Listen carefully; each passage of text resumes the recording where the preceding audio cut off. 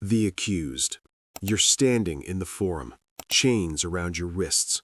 The magistrate reads the charges. Theft. You stole a loaf of bread from a senator's kitchen. The crowd watches. Some spit at you. Some laugh. The sentence comes down. Carcer. Prison. You're dragged through the streets of Rome. People throw rotting vegetables. Children mock you. Your family looks away in shame. You arrive at the Tullianum, the oldest prison in Rome, built 700 years ago. It's a stone building near the Capitol Hill. From outside, it looks small. That's because most of it is underground. The guards shove you inside. You descend stone steps. It's dark. It's damp. The smell hits you first. Human waste, decay, death. You reach the lower chamber, the Tullianum dungeon. It's a circular room, 12 feet wide, 10 feet tall. No windows, no ventilation, just a hole in the ceiling where they dropped you in. There are 30 other prisoners here. Some have been here for weeks, some for months. You find a spot against the wall. The stone is wet. Everything is wet. You sit. You wait. No one has told you how long you'll be here. In Rome, prison isn't punishment. It's where you wait for your real punishment. Execution, exile, slavery. The waiting is the torture. You get one meal a day, a piece of moldy bread, a cup of water. Sometimes. The guards forget. Sometimes they just don't care. You learn quickly. Don't talk back. Don't make noise. Don't draw attention. Survive until your trial. That's all you can do. Level 2. The debtor. You're not a criminal. You owe money. 5,000 sesterces to a merchant named Marcus. You couldn't pay. Roman law is clear. If you can't pay your debts, your body belongs to your creditor. Marcus sent you here, the Carcer Privatus, a private prison. It's not run by the state. It's run by Marcus. He owns this building. He owns you. There are 50 other debtors here. You're all merchandise now. You work every day, from sunrise to sunset. You break rocks. You haul water. You build walls for construction projects around Rome. Marcus takes 80% of what you earn. The other 20% goes toward your debt.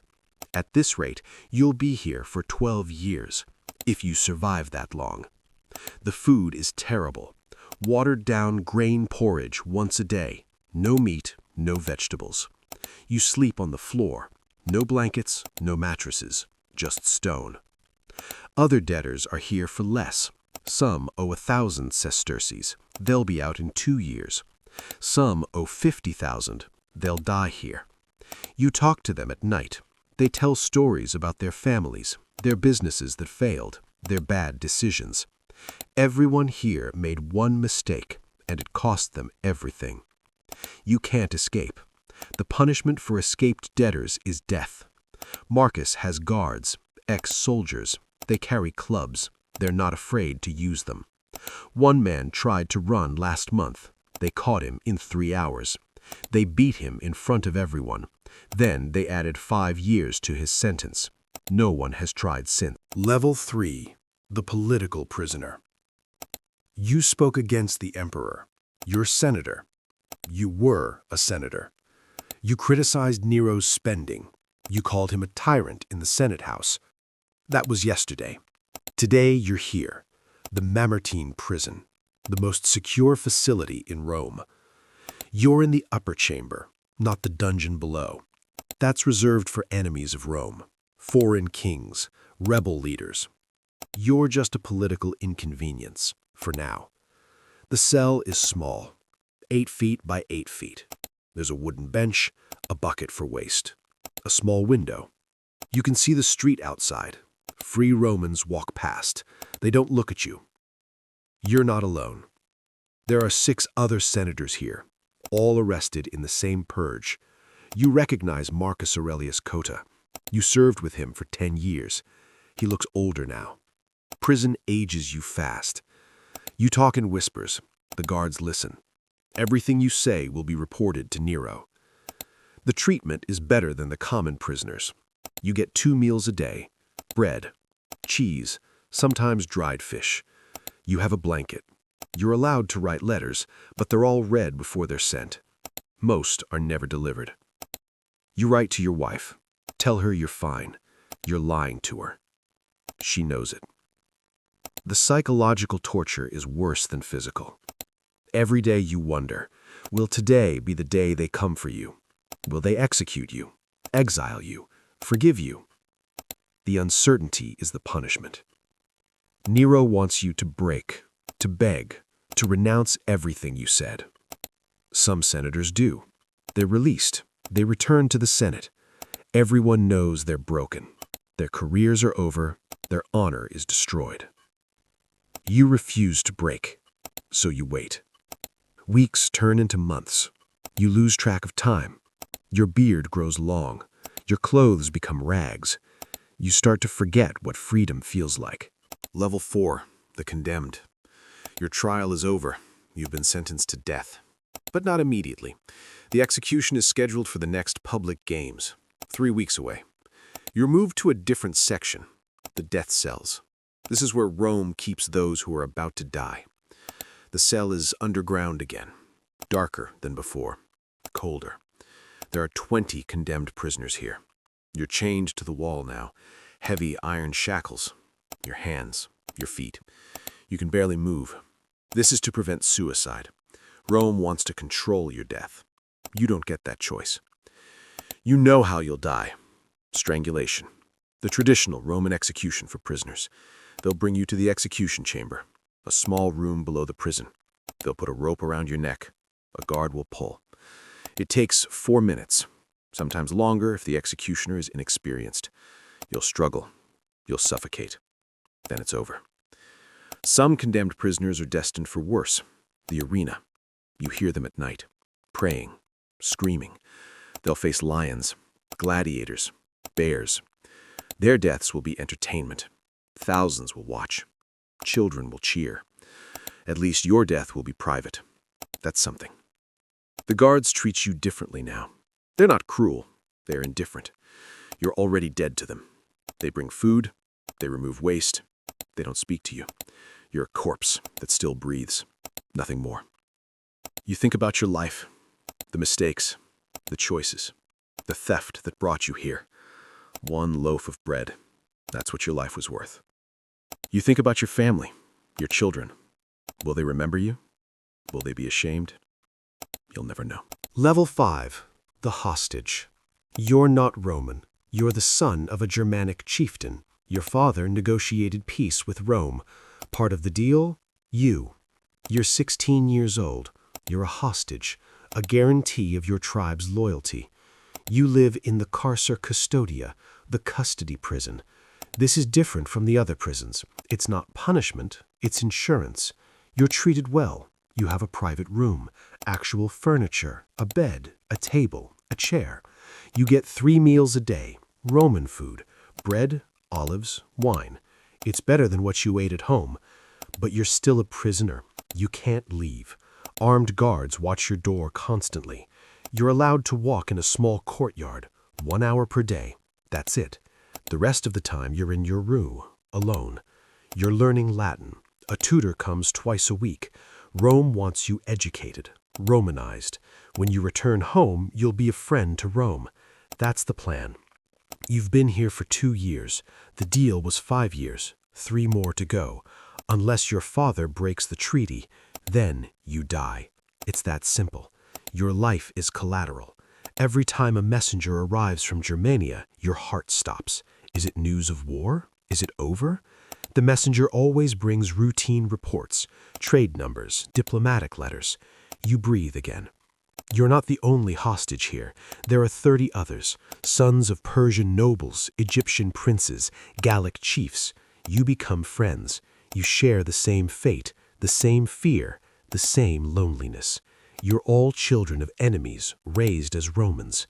It's a strange existence, comfortable but trapped, safe but terrified. At night, you dream of home, the forests, the rivers, the freedom. Then you wake up. Stone walls, Roman guards, 3 more years. Level 6, the Carcer Guard. You're not a prisoner. You're a guard. You work at the Tullianum. This is your job. You make 600 sesterces per month. It's decent pay, better than a laborer, worse than a soldier. You have a family, 2 children, a wife. You need this job. Your shift starts at dawn. You inspect the cells, count the prisoners, make sure no one died overnight. Sometimes they do. Disease, starvation, suicide. You report it. They remove the body. You go back to work. You don't think about it. You can't. If you think about it too much, you'll quit. You can't afford to quit. Your job is simple. Maintain order, feed the prisoners, prevent escapes, use force when necessary. You carry a club. You've used it many times. Some prisoners fight back. Some resist. You have to break them quickly. Show dominance. If you show weakness, they'll exploit it. You learned that the first week. You're not cruel. You're not kind either. You're professional. This is business. These people broke Roman law. They're paying the price. That's not your fault. That's not your problem.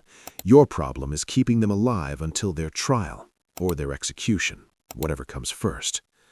Some guards are corrupt. They take bribes. They smuggle food to prisoners. They let families visit for a price. You don't. You follow the rules. You have a reputation, fair but firm. The prisoners know this. They don't try to bribe you. They don't plead with you. They know it won't work. You go home every night. Your children hug you. Your wife makes dinner. You don't talk about work. She doesn't ask. It's better that way. You eat. You sleep. You wake up. You go back to the carcer. Another day, another shift. This is your life. Level 7, the carcer warden. You're in charge. The entire Tullianum prison reports to you. You oversee 15 guards, 200 prisoners. Every decision goes through you. Executions, transfers, discipline. You've been doing this for 20 years. You started as a guard. You worked your way up. You make 3,000 sesterces per month. You have a house in Rome, a nice one. Your children go to good schools. Your position comes with respect. People know your name. Senators greet you. Magistrates consult you. You're part of the system, an important part. You're also hated. Prisoners curse your name. Their families blame you. You've received death threats, many. You have bodyguards now, 2 ex-soldiers who follow you everywhere. It's necessary. 3 years ago, a warden was assassinated, stabbed in the street by a former prisoner's brother. You don't take chances. You make difficult decisions every day. A prisoner is sick. Do you call a doctor? That costs money. The state doesn't want to spend money on prisoners. You usually don't call the doctor. The prisoner dies. That's one less mouth to feed. That's the calculation. You've made it 1,000 times. You also handle executions. You schedule them. You supervise them. You've watched hundreds of people die. It doesn't affect you anymore. It can't. You've built a wall inside your mind. Emotions on one side, duty on the other. You never let them mix. Sometimes you wonder, how did you become this? You remember your first execution. You were 25. You threw up afterwards. Now you're 45. You eat lunch during executions. It's just another task, just another day. You've changed. The carcer changed you. Level 8. The freed prisoner. You survived. Your sentence is over. You're being released. 3 years in the carcer for theft. You walk out into the sunlight. It burns your eyes.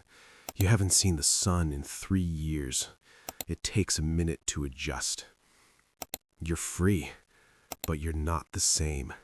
Your body is broken. Malnutrition, disease, infected wounds. You're 30 years old. You look 50. Your teeth are rotting. Your skin is pale. Your muscles are gone. You weigh 40 pounds less than when you entered. Your mind is worse. You have nightmares every night. You dream you're back in the dungeon. You wake up screaming. Your wife left you while you were inside. She took the children. You don't blame her. She had to survive. You're a stigma now. Ex-prisoners don't get good jobs, don't get respect, don't get second chances. You try to find work, no one will hire you. The mark of carcer is on you. Everyone knows. Word spreads fast in Rome. You're forced to beg. You sit outside the forum, the same place you were sentenced. You hold out your hand. Most people walk past. Some spit. Some throw coins. You collect enough for bread. Barely. You see other freed prisoners. You recognize them from inside. They're all begging, all broken, all forgotten.